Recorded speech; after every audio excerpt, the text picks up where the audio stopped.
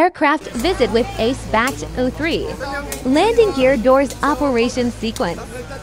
Starting with the main landing gear. Take off siya, hindi sarado pa din. Pero ito naka-deploy na. Pero pag nag-take off na siya, ang unang bubukas ito. Tapos pagbukas nito, gagalaw na to. Tapos kasabay na ito. Ito, hydraulically operated kasi yung strut niya, bubuksan sa ground dyan ito. Pero hindi mo siya masasara hanggang wala kang buhay na pump. Kailangan siya ng electric pump para masarado mo ito. Sila, ito, green hydraulic, kasi ito green din yung deployment niya. Pero yung brake niya, green and yellow. Diba?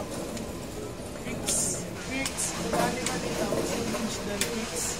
Pag itong dalawa, mechanically operated to, tapos ito, hydraulically operated to.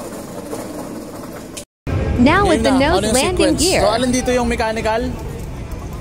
Saan yung mechanical natin dito? Mechanical doors.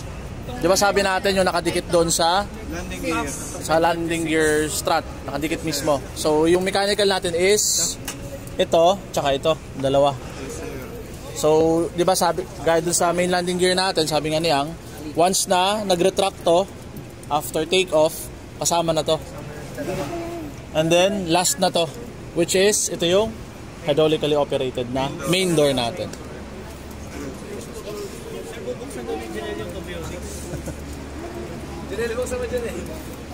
Ano yan? Sige. Ay, ito pala yung sa ano natin. So alam nyo naman na to. Para sa towing. Ito yung test nya. Oo nga, test. So umiilaw to, di ba?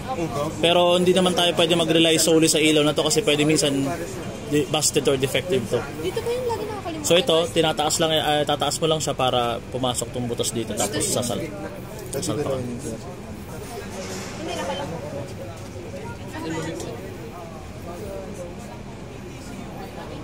Ingat kayo, baka mauntog kayo sa ano.